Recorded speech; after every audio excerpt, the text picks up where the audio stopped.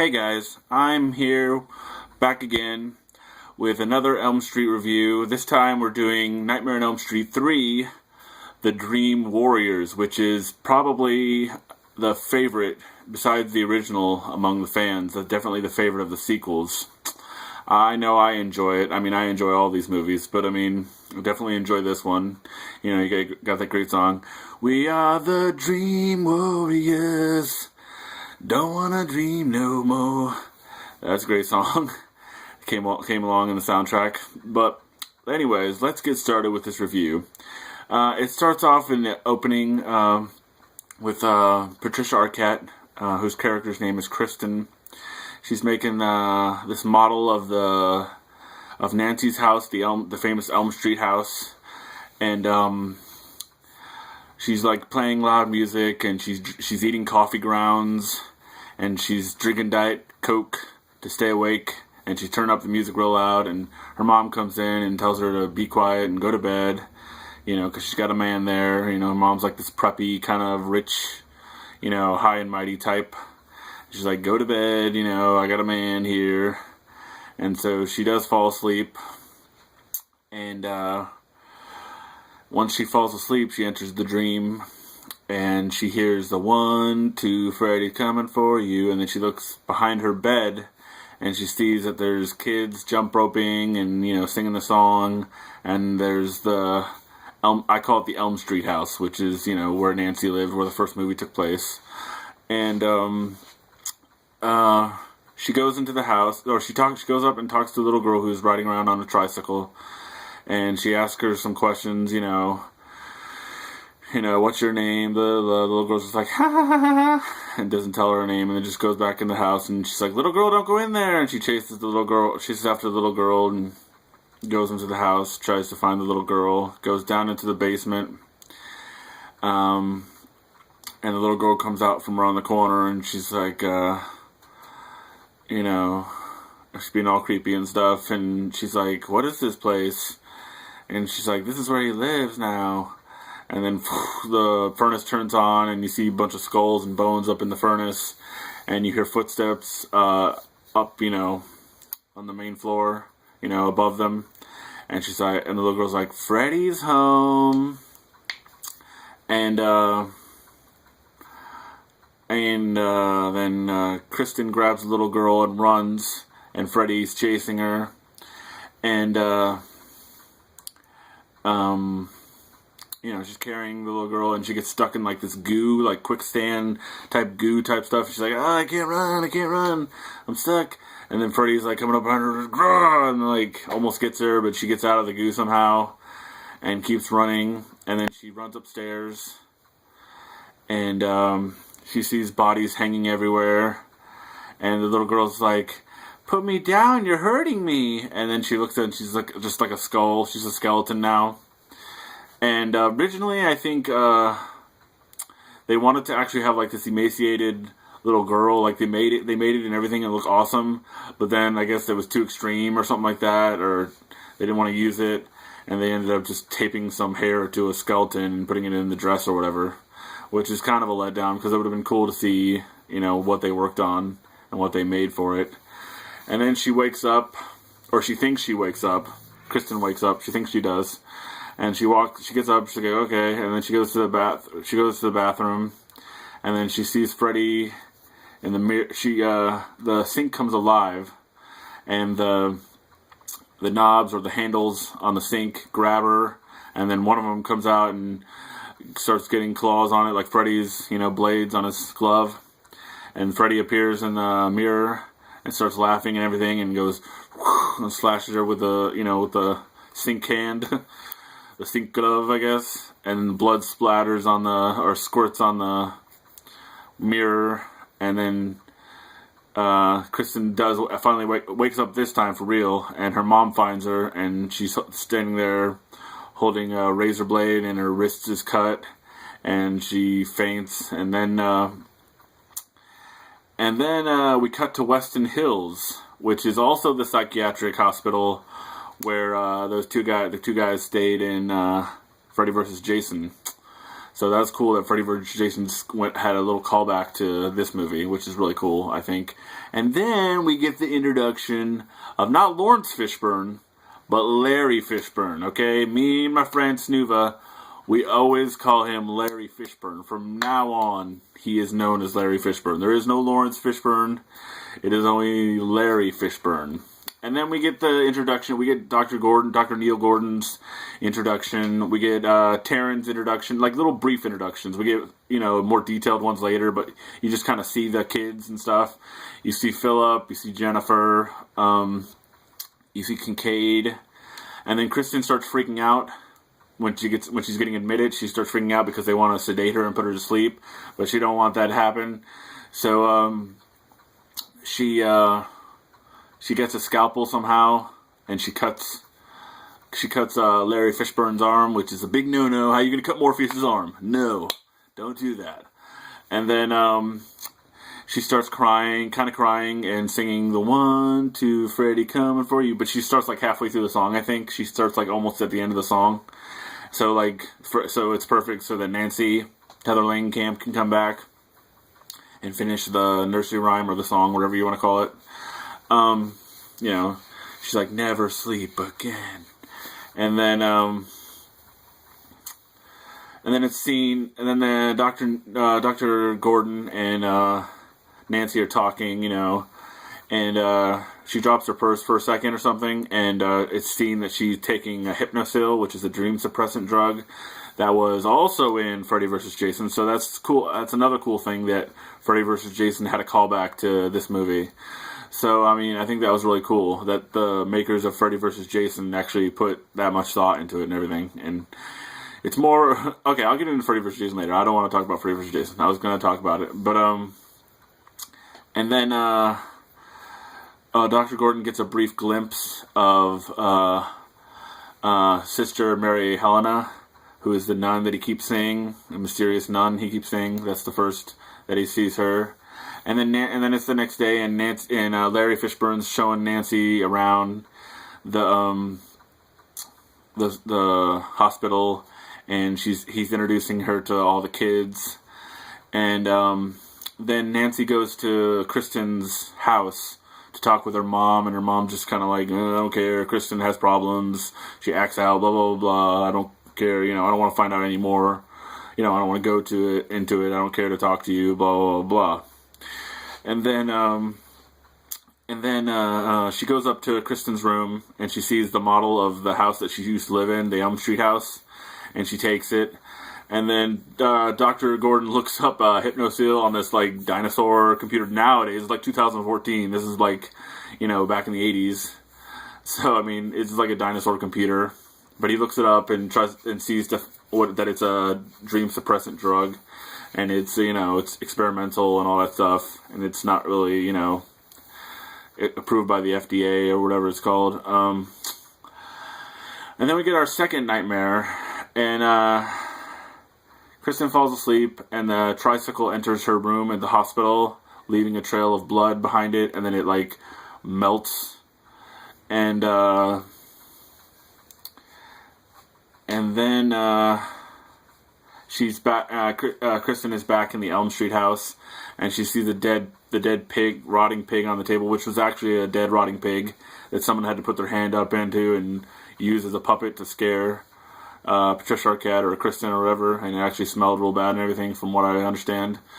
And then the giant Freddy worm comes out of the floor and tries to eat her, and then She calls out for Nancy, and then Nancy gets pulled into the nightmare with her, and she stabs Freddy in the eye, and then Freddy's like, you, like Nancy's like, oh my god, and then Freddy's like, you, and they both recognize each other, like, oh my gosh, the meeting of the two people, of the two greats. Freddy's, because I think Nancy is definitely Freddy's ultimate victim, the one he would love to get, because she's the one that defeated him first, and, he hasn't, seen her in a while, so he's like, yeah.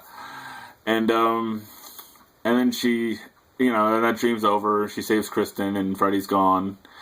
And then Kristen and Nancy talk about Kristen's power to pull people into her dreams, and she talks about how she used to do it with her dad and pull her dad into dreams if she was having a bad dream, but she didn't never think anything of it. She didn't think it was it just went away because I guess she didn't need it anymore, or just forgot how to do it.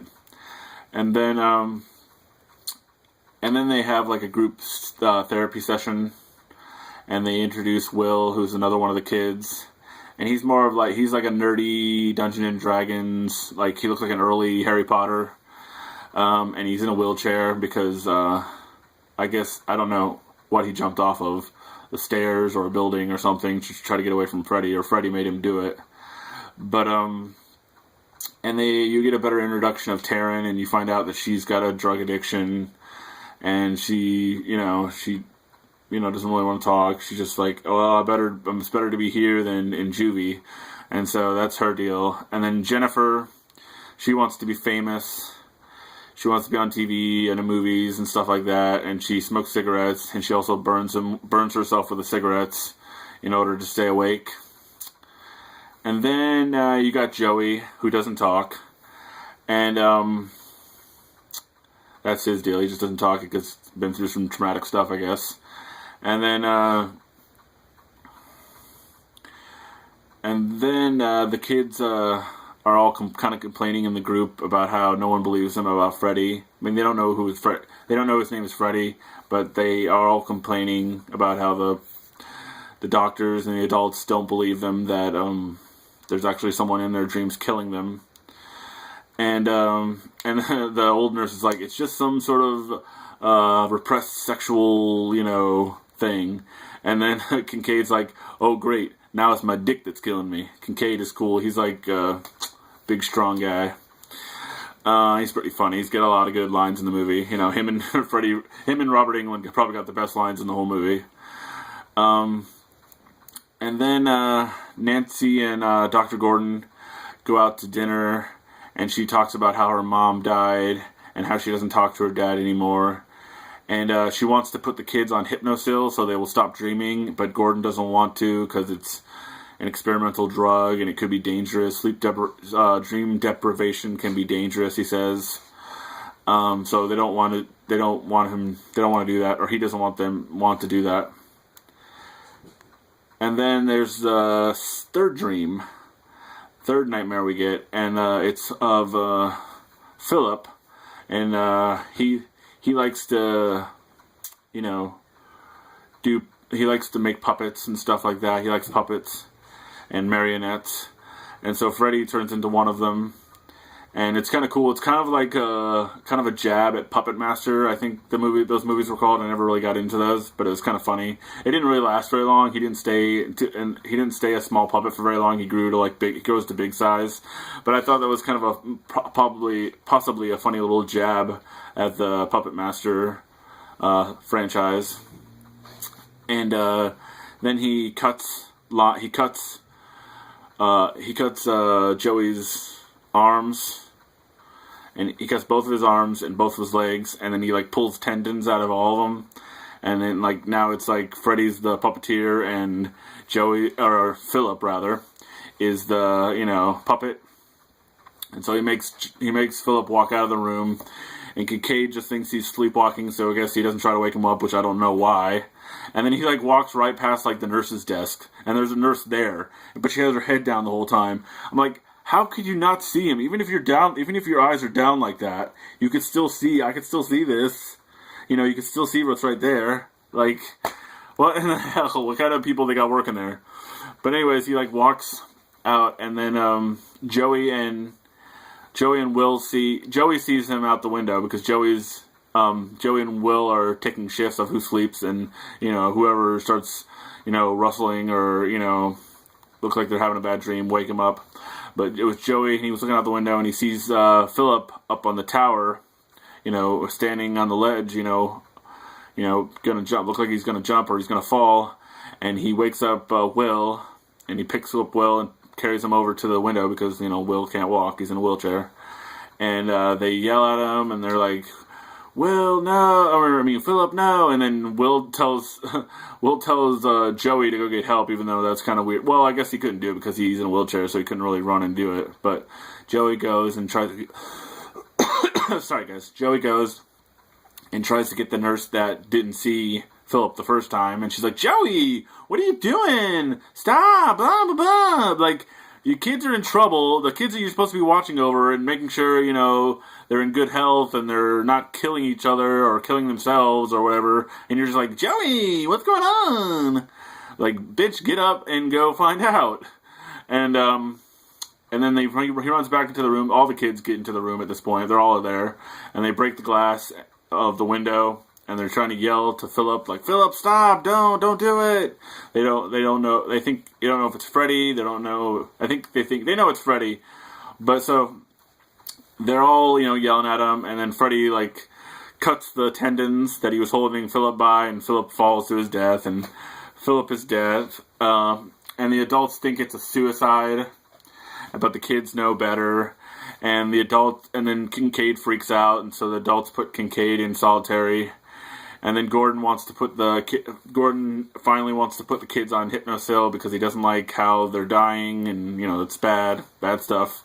And then there's the fourth nightmare we got, where Jennifer is watching TV, and she's burning herself with her she's smoking, and she's burning herself with her cigarettes to stay awake. And then Freddy comes up, and then Freddy's like on a talk show with a famous woman.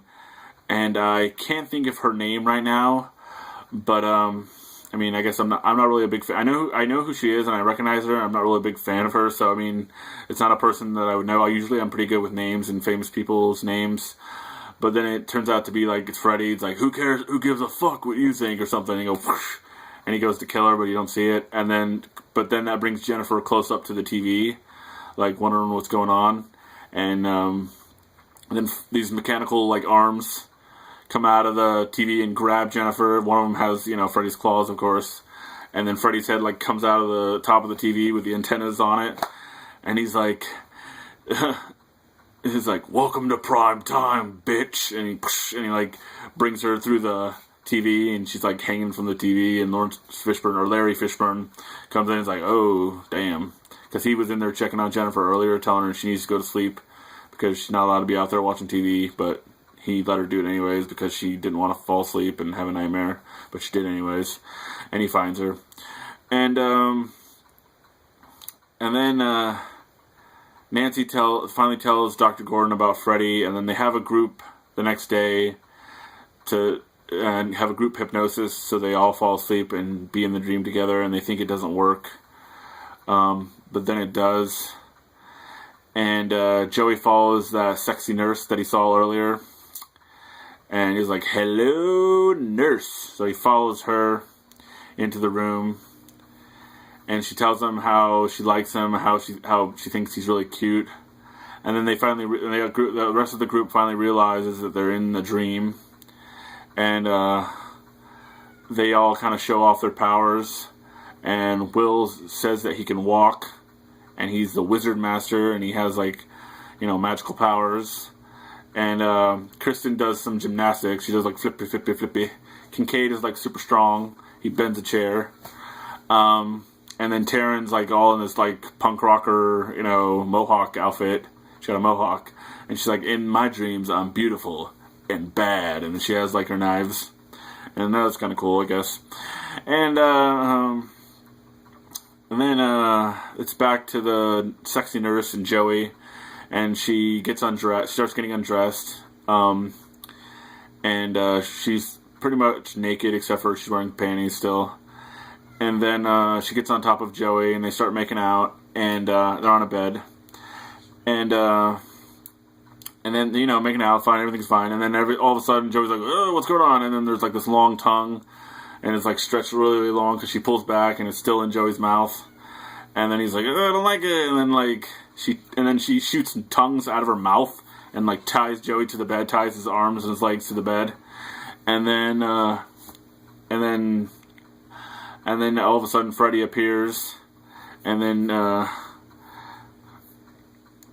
he's like, what's wrong, Joey? feeling tongue-tied, and then the mattress falls out from underneath him, where the bed that Joey's on, and you see like this really deep pit, and there's fire at the bottom of it, and then all around, the pit, there's skulls and skeletons hanging around, and then they're in the group, and the walls start catching on fire, and everything starts turning hot, and they can't get out, and then the old nurse comes in and sees that they're all still asleep, because in the real world they're just all still sleeping, and she wakes them all up, and then Joey's in a coma, and then Nancy and Dr. Gordon get fired, and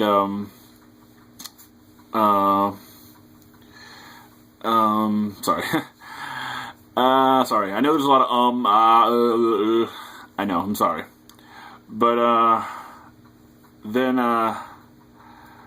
Dr. Gordon sees Amanda Kruger in the tower, and he goes up there. Well, it's not sorry, I just spoiled it for you, but it's really Amanda Kruger.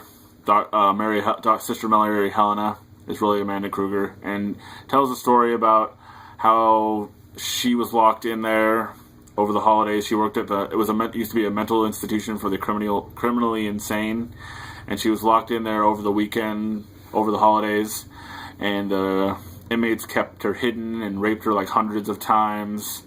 And then when they found her, when the other people that worked there finally found her, she was barely alive, and she was pregnant with Freddy, the bastard son of 100 maniacs.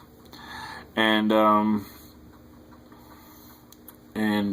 then she tells him that he needs to find Freddy's remains and bury them in hallowed ground. And Nancy is like, and then they go to Nancy, and she's sitting by Joey's bed, and he's in a coma, and she's telling Freddy to let him go, and Freddy's like, "Come and get her, bitch," but he like carves it into Joey's chest, and that was kind of cool. And then the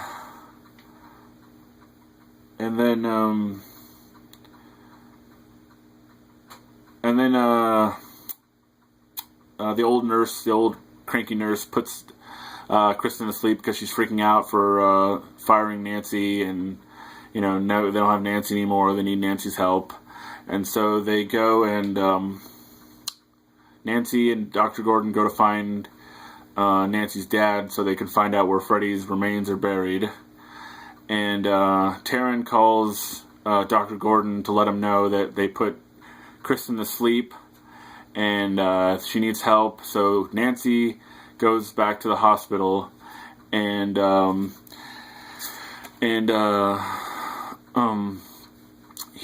Dr. Gordon stays there and makes Nancy's dad take him to where Freddy's remains are buried.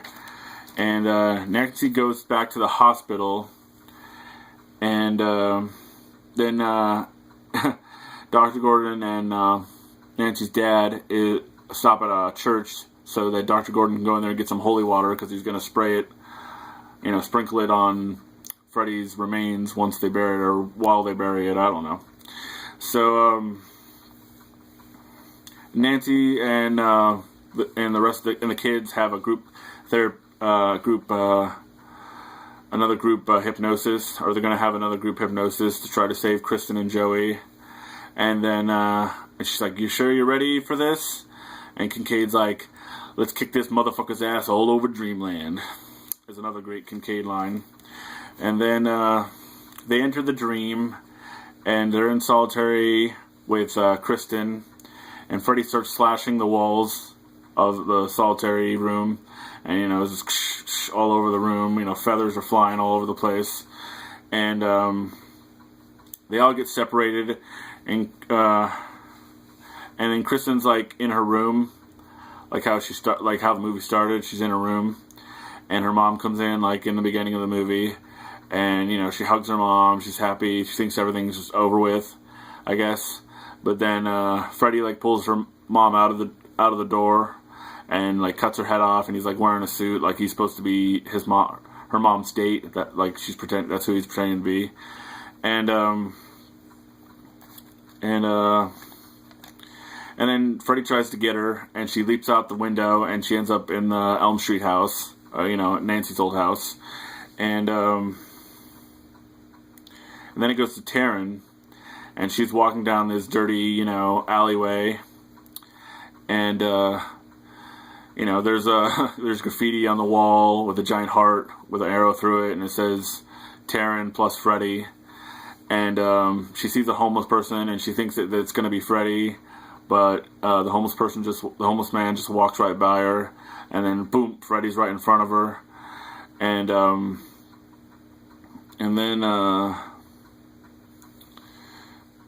then she pulls out her knives, and then she pulls out her knives, the cool knives that she had, and she said, "Okay, asshole, let's dance." And then Taryn and Freddy fight. And she stabs him, and he says, "Why should we fight? We're old friends, you and me." And then he pulls up his hands to reveal that he has, syringes, needles for fingers on both of his hands, and there's some sort of blue drug in there. I don't know what it is. And then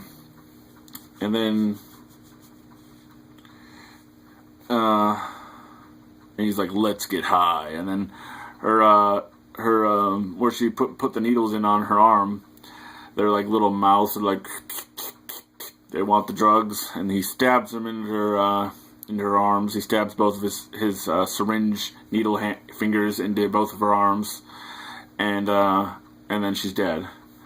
And then it goes to Will, and he's in this long hallway, and he's just walking down it, and then all of a sudden this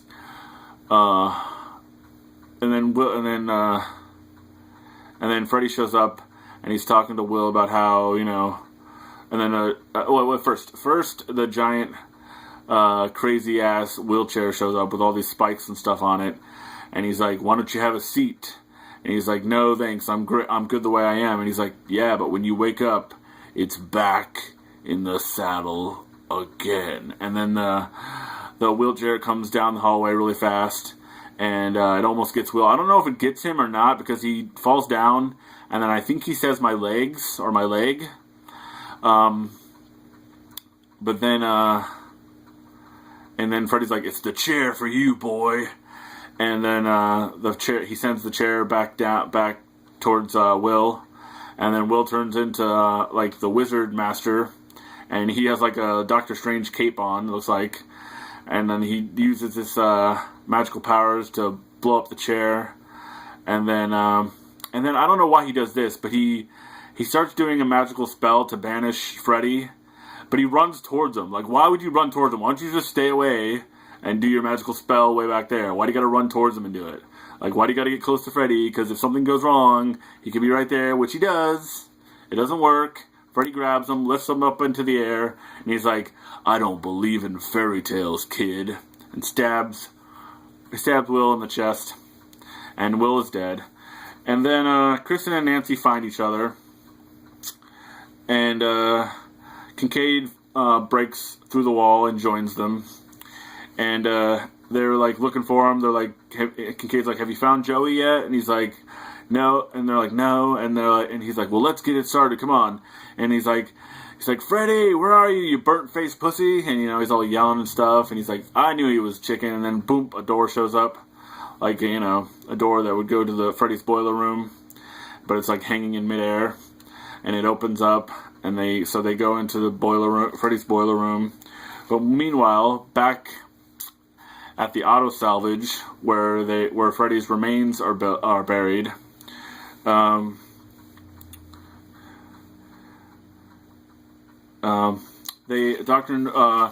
Dr. Gordon and Nancy's dad find the Cadillac. It's Freddy's remains are in the trunk of a Cadillac, and Dr. Gordon gets them out. Pries the trunk open with a shovel, and Nancy's dad tries to leave. He's like, "I told you I'd show you where it is. I never said I'd help you bury it." And then he makes them stay there so they can dig a grave for the bones. He's like, "You're about to attend a funeral that's long overdue." And then back in the boiler room, they see Joey, and he's tied up over a pit, hanging over a pit. His arms and legs are still tied up. And then Freddy's claws are screeching, like, the screeching sound, the classic Freddy screeching sound. And he's holding, he comes around the corner, and he's holding a baby doll. And Nancy tells Freddy to let Joey go, and he's like, "Your wish is my command." And then Joey's restraints start coming loose, like, his hand and all that stuff. And then Nancy barely makes it down there and gets Joey before he falls. And then Freddy's trying to sneak up behind Nancy and kill her.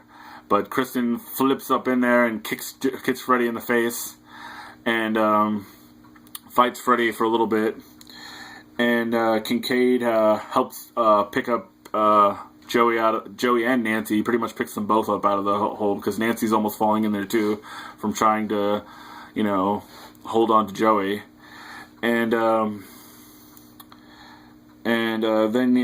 then Kincaid tries to hit Freddy over the head, or he hits Freddy over the head with this big metal pipe, this big iron pipe or whatever, I don't know what it's made out of, but a big pipe. Hits him over the head with it, but it doesn't really faze Freddy, and he grabs Kincaid, and he's holding him up there, and she's like, "He's never been this," and then Nancy stabs Freddy through the stomach with an iron bar, I think it is, and he pulls it out, and then he licks the blood. He licks his own blood off it. She's like, "He's never been this strong," and he's like, "Yes, the souls of the children give me power." And he like rips open his sweater, and you see his chest of souls, and little faces coming out and screaming, and they're like, "Oh my god!" And then he's like, "There's room for more." And then Freddy senses that something's happening with his remains, or either that or he just kind of disappears. And then, Kincaid falls to the ground. And, sorry this video is going so super long. It's like 32 minutes. But, hopefully you haven't, click off. This guy kills a lot of, and he, stops and, looks at his pages and looks at his notes. And it's too long. I don't want to watch it. But hopefully maybe you will watch it. But anyways, the cars start to come to life and tipping over and trapping not Freddy's dad, but Nancy's dad and Dr. Gordon in there. And Dr. Gordon has to go and bury the bones. And Dr. Gordon is attacked by Freddy's skeleton, which has blades on its fingers. And the dad sees him, and he's like, "It's really you." And he tries to fight Freddy's skeleton, but it stabs Freddy. It stabs him in the stomach, and he lifts him up in the air with it, and he throws him, and Nancy's dad is impaled on a car, and goes right through him, right through his chest, and he dies. And then Dr. Gordon, and then Freddy's skeleton beats up Dr. Gordon with a shovel, and then starts to bury him, but then stops and goes, "Rah!" I guess he's happy that he did it, and then he just falls to the ground and goes back into the dream world. And the group they're walking down a hallway, and it's a hallway full of mirrors. And then Freddy shows up, and then they get trapped, and Freddy shows up in one of the mirrors, and he's like, "Sorry I was gone. Maybe if there were more of me to spread around." And then Freddy shows up in all the different mirrors, and then he takes all of them. He grabs everybody but Joey and takes them through the mirror. He gets them, and then Joey displays his dream power, which is super yell. He goes, "Ah!" And all the mirrors shatter, and everybody flies back into the room, out of the mirrors. And they're like, "Yay, it's gone! Yay, we did it! It's over. He's defeated." But he's not really defeated, I guess. We don't know. Freddy is never defeated. And then Nancy's dad shows up in this heavenly ghost-like form, and he's like, I've passed on, but I couldn't go without saying goodbye to you, and saying how sorry I am for all the stuff that I've done, and that I love you." And Nancy's like, "I love you too." And she hugs him, and then But then it's really Freddy, and Freddy stabs her in the stomach. You know, like he's like digging his claws inside her. And meanwhile, back in the real world, the real world where skeletons come alive and fight you,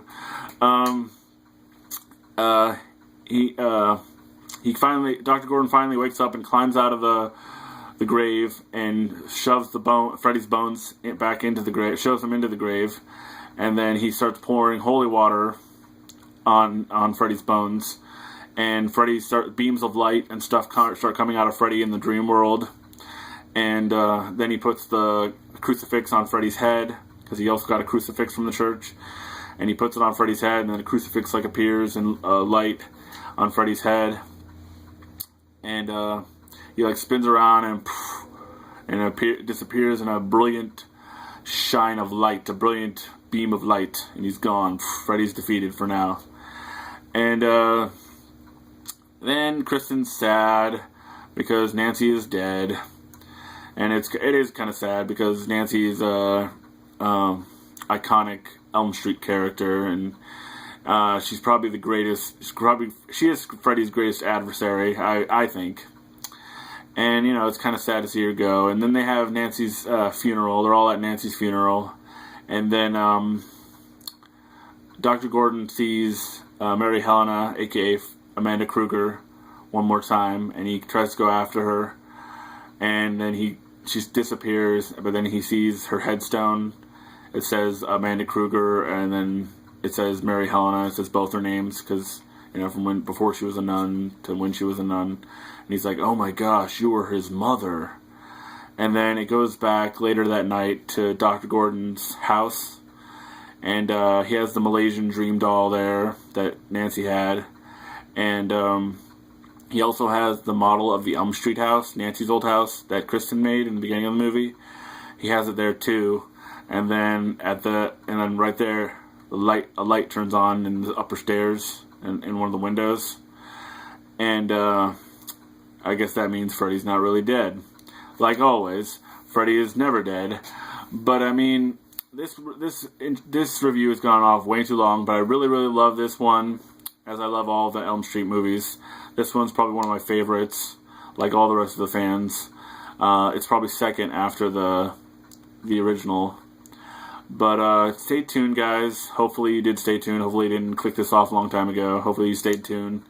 And stay tuned also for Nightmare on Elm Street 4, which is going to be coming, I don't know whenever I feel like it, I guess. Sorry, I don't have a schedule. Not like you guys are looking forward to these videos anyways. You're like, this is when I need to go to sleep, I'll put this on. But, yeah, guys. I hope you enjoyed this review, and I hope you come back to see the Nightmare on Elm Street 4 review. And I will talk to you guys later, and whatever you do, don't fall asleep.